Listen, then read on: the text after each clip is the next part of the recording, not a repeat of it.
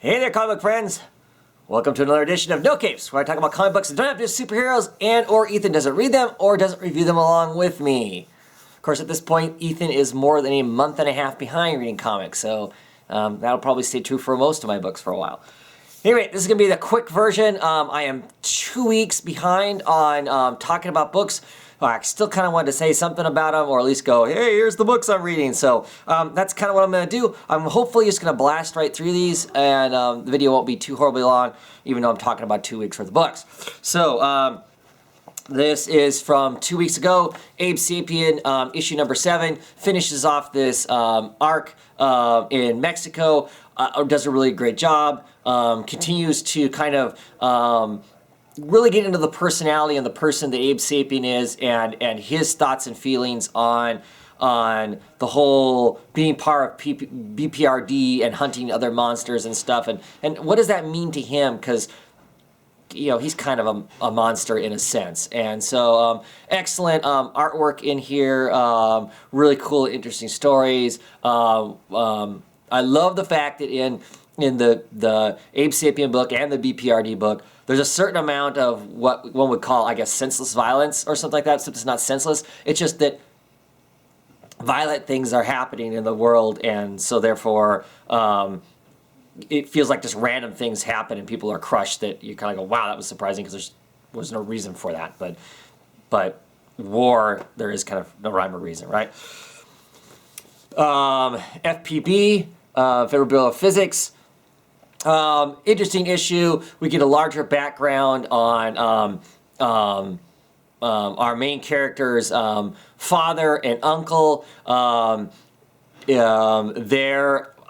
thinking they're actually of some sort of East Indy descent. I think our main character is too, actually, now after seeing this. I mean, he's always been kind of colored with a darker skin tone, and I've always, I've just assumed that it was just a different style of coloring, but I think that he actually is of that ethnicity. His uncle wears a turban, looks like a Sikh, I would say, something along those lines. Interesting background, and towards the end of it, we get this laying out of while he's been off kind of on a sabbatical, the private industry has taken over, the insurance agency has taken over, protecting people from the random acts of physics. So that's kind of interesting. And at the very end, we get the introduction to a female Hispanic agent. So that could be interesting also. 3, this is issue 2 of 3. This book to me still reads heavily of kind of very historic in a lot of ways. It seems dry. I'm enjoying it. I'm a big fan of Ryan Kelly's artwork. I like his style. Jody Bellary, the art colorist on it, is a great colorist also. I'm just not... I'm going to keep getting the book, but I understand this story is trying to tell us about these 3 slaves. They're trying to escape. They now have an entire army coming out to get them. It doesn't feel like it's gone a whole lot of anywhere yet. So I'm hoping the next issue picks up in the excitement level. It's interesting, but it's dry. Manifest Destiny, issue number 1. Absolutely love this book. I kind of like this era in American history, just for the idea of Manifest Destiny. I find quite fascinating that we were engripped in that. Do I like all the stuff that happened because of it? No, not necessarily, but that is the history that it is. I absolutely love the artwork in it. The artwork in it is outstanding. It has almost a classic literature kind of a feel to it. It's maybe it's the red coloring on the noses and whatnot. Because everybody's got kind of, and it's cool. There are There are monsters and beasties in the book. Great first issue. Basically, Lewis and Clark are sent out on the expedition that we all traditionally, well, those of us who know American history, all traditionally know that they're out to do. But they also have a secret mission too. Clark is the writer of the group, and he basically is writing. He has two journals. One journal that is the journal that the Congress will see when they're done with this whole adventure, and then there's the journal that Jefferson has appointed them to do, which is basically to go out and beat down all these monsters that are out there that we've heard all these stories about, and some of them seem to be true in some fashion or other. In this issue in particular, there's this giant hedge that is growing. It almost looks like the actual St. Louis Arch is what it looks like, and there are some interesting beasties at the end of it. Very cool book. I'm very excited by it. Love the idea of it and love the artwork. I think it's going to be lots of fun. Shaolin Cowboy, issue number 2. If you happened to watch Roundtable 2 weeks ago, you heard me and Damien talk quite a bit about this. Also a long Twitter talk about it also, whether or not it's actually sequential art, whether it's actually a comic book, whether it's actually storytelling. I think it is all of those things. Some people don't seem to think it is. It's literally one giant long slow-mo action scene. It's cool for what it is. If I was going to get a lot of this in a comic, I wouldn't be very happy. But I think it's the kind of thing that this artist, that Darrow does. I don't have the first series, but hearing people's description of the first series of this, where there's one entire comic book that all it is showing all the bad guys that's going up against him. And so it's just this, that's a big long scene too, it sounds like.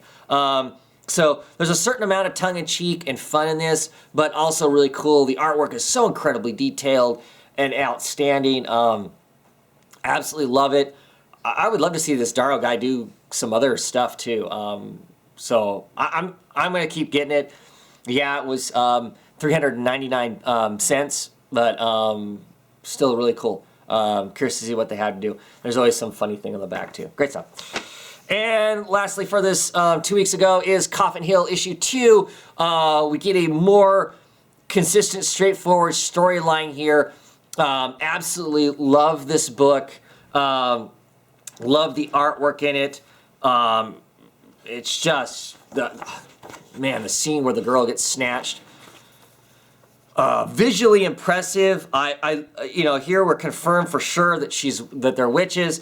I love the atmosphere around the witches. They all seem to have their own kind of a thing. Our main character, hers is like crow or raven. Feathers fly off of her when she's using her magic. Just, to me, that's such a cool image. What's even more interesting is, and I'll give credit to the disembodied voice for this because I missed it. I wondered but didn't really put the two together. Our main character's mom, of course, is a witch because she's from a long generation of witches, right? And at one scene, remembering her past when she was having antics at this giant ball that her mom was hosting, and mom gets angry and lashes out at her. Here's the picture right here. You see the flies? Mom's thing is flies. When she's doing her magic and being angry and whatnot, flies is what comes around her, which is really cool. That each of these women would have their own kind of a thing. I'm curious to see how that runs over into the motif. And she's now teamed up with her with kind of her ex-friend that she messed around with a little bit. That was the other girl that survived this whole summoning thing. Her boyfriend at the time, he's now head of the sheriff. The story is interesting enough. The artwork is outstanding. I'm excited to see where all this book can go. Hope everybody else is too. Very cool. Okay, on to this week's worth of No Capes books. Samurai Jack number 2. Still really a fun thing. If you like the TV show, I'm pretty sure you'll like this. It's been quite a bit of fun. My only criticism is the backgrounds in this. They are nothing compared to the cartoon. The cartoon, one of the things I loved about it was these just incredibly detailed but bizarre tapestries that would make the backgrounds of the book. And the other thing is I think it's because this is a comic book, as opposed to the there's the cover of the next issue, but as opposed to the visuals that the cartoon was. Jack talks and thinks too much in this, and in the cartoon he doesn't really. Most of the story is told around him. You see him thinking, but you don't actually hear him thinking, and so there's almost a little too much of that in this book, which is not off-putting, but just seems odd in comparison to what happened before. Sex Criminals, issue number 3. Still really enjoying this book. I enjoy the two characters, their personalities. I love the quirkiness and the humor in it, as far as them relating to each other. The whole fat bottom girls thing that's sung in here is pretty funny. I thought it's just a fun book, and if you don't have a problem with talking about sex, if you have issues with that, then obviously not a book for you. I haven't really read the letters page. The letters page gets a little goofy and a little immature, but I don't feel like the content of the book and the story that's being told in it is that way. There are, of course, immature moments, because that's how at least we as Americans deal with talking about sex. In some senses, we make it silly, I guess. But still, I don't know exactly where the comic is going, as far as they do get caught at the end of this. There is a group of people that basically slap the crap out of them at the very end of the book, who somehow they're in the same, this in-between world also. So I'm curious to see that part of the story, what's going to be told there, and how possibly this story changes gears. Because it really, up to this point, it has been kind of a romantic comedy around sexual awakening up to this point. But still really enjoying it. BPRD, Hell on Earth, issue 13. I believe this is, the next issue is the last part of the whole Lake of Fire arc. Really enjoying the story, enjoy the setting. Raphael Albuquerque cover there, which is pretty cool. Unfortunately, I'm not a fan of Tyler Crook's artwork. I don't like the way he does eyes and noses and faces. Just really frustrates me. He is off the book in a